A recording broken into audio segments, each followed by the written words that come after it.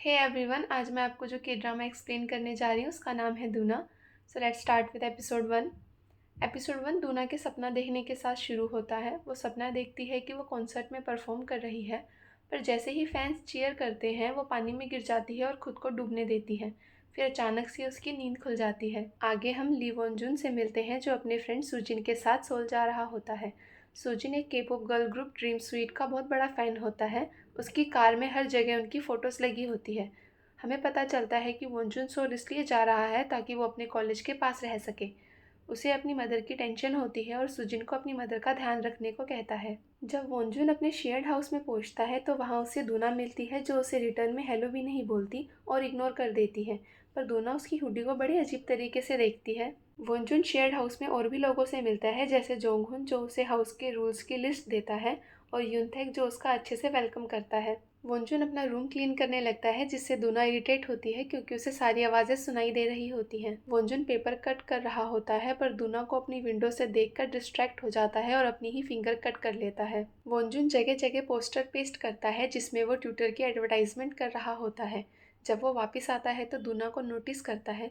दूना उसकी तरफ देखती है और किसी को टेक्स्ट करती है कि सेकंड फ्लोर में एक स्टॉकर है। सुजिन वॉन्जुन को बताता है कि उसने वॉन्जुन के लिए उसका फर्स्ट ट्यूटरिंग क्लाइंट ढूंढा है। वॉन्जुन ये बात सुन के खुश हो जाता है क्योंकि उसे रेंट देने के लिए पैसों की ज़रूरत थी। वो सुजिन की तरफ से तेज़ गाना सुन के परेशान हो जाता है। सुजिन उसे उसकी दी हुई हुडी वापस करने को कहता है। तब जाके वॉन्जुन को रियलाइज़ होता है कि जो हुडी वो पूरे दिन पहन के घूम रहा था वो दूना का लिमिटेड एडिशन मर्च है। वॉन्जुन क्लाइंट से मिलने जा रहा होता है और ड्रीम स्वीट का गाना गुनगुनाने लगता है। दूना उसे सुन लेती है और उसे स्टॉकर कहती है। वॉन्जुन को अब जाके रियलाइज़ होता है कि वो लड़की ड्रीम स्वीट की मेंबर दूना है। वो दूना को बोलता है कि वो उसका फ़ैन नहीं है, उसे ट्वाइस पसंद है और वहाँ से चला जाता है।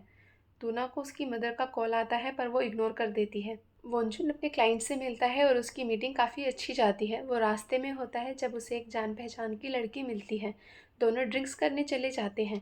जिंजू काफ़ी एक्साइटेड होती है कि यूनिवर्सिटी में उसका जानने वाला कोई है। ड्रिंक्स करने के बाद वो बस स्टेशन पर होते हैं जहाँ वॉन्जुन अपना स्कार्फ जिंजू को देता है। वॉन्जुन घर जाता है जहाँ वो दूना को बाहर बैठा देखता है। वो नोटिस करता है कि दूना रो रही है। दूना उसे कहती है कि वो आगे से गाना ना गाए क्योंकि वो अच्छा नहीं गाता। दूना वहाँ से जाने लगती है पर बेहोश हो जाती है। तभी वॉन्जुन एम्बुलेंस के लिए कॉल करता है। दूना हॉस्पिटल में उठती है। वॉन्जुन उसे उसके गार्डियन को फ़ोन करने को कहता है पर वो कहती है कि उसका कोई नहीं है। वॉन्जुन डॉक्टर के सामने खुद को दूना का गार्डियन बताता है। डॉक्टर उसे कहती है कि दूना का बॉडी टेम्परेचर काफ़ी लो है, उसे सॉक्स पहननी होगी और गर्म खाना होगा। वॉन्जुन उसके लिए पिंक सॉक्स लेके आता है और पहनाने में हेल्प करता है। नेक्स्ट मॉर्निंग वॉन्जुन को सुजिन का कॉल आता है और वो कहता है कि क्लाइंट को अब उसमें इंटरेस्ट नहीं है क्योंकि क्लाइंट को वॉन्जुन में से सिगरेट की स्मेल आ रही थी और उन्हें लगता है कि वॉन्जुन स्मोक करता है। जबकि वो सिगरेट की स्मेल इसलिए आ रही थी क्योंकि जाने से पहले वो दूना से बात कर रहा था जो स्मोक कर रही थी। वॉन्जुन अपना पैकेज उठाने के लिए बाहर जाता है और दूना को अपने पैकेज के ऊपर बैठा देख सरप्राइज हो जाता है। दूना उसे ब्रेकफास्ट के लिए इनवाइट करती है पर वॉन्जुन मना कर देता है। आगे कुछ दिनों तक दूना वॉन्जुन का हर जगह वेट करती रहती है और खाने के लिए इनवाइट करती है, पर हर बार वॉन्जुन उसे मना कर देता है। एक दिन वो अपने कपड़े सुखाने छत पर जाता है पर वहाँ भी दूना होती है। वो उससे पूछता है कि कहीं वो उसे लाइक तो नहीं करने लगी है, जिस पर दूना हंसने लगती है। वो कहती है कि वो बस उससे फ्रेंडशिप करना चाहती है क्योंकि उसके कोई फ्रेंड्स नहीं है। वॉन्जुन अपने कपड़े सुखा लेता है और दूना विश मांगने में बिजी हो जाती है। जब वॉन्जुन उसकी तरफ देखता है तो वो कुछ सेकंड तक देखता ही रह जाता है। स्कूल में वॉन्जुन जिंजू से मिलता है जो उसका स्कार्फ उसे रिटर्न कर देती है और कहती है कि इसमें से सिगरेट की स्मेल आ रही है। वॉन्जुन को रास्ते में दूना का कॉल आता है जो क्लाइंट बनकर उसे कॉल कर रही होती है। वॉन्जुन अपना गुस्सा कंट्रोल करने की कोशिश करता है पर दूना उसे कहती है कि उसे गुस्सा क्यों आ रहा है। वो दोनों को गुस्से में कहता है कि वो उसकी तरह अमीर नहीं है, उसे जॉब चाहिए ताकि वो अपना रेंट दे सके और उसे स्टडी भी करनी है। वो दूना को कहता है कि उसने उसके साथ जो प्रैंक किया है उसे वो बिल्कुल पसंद नहीं आया है। दूना हर्ट हो जाती है पर दिखाती नहीं है और वहाँ से चली जाती है। नेक्स्ट डे दूना उसके लिए बाहर वेट नहीं करती है। वॉन्जुन को बुरा फील होता है कि उसने गुस्से में दूना को बहुत कुछ बोल दिया है।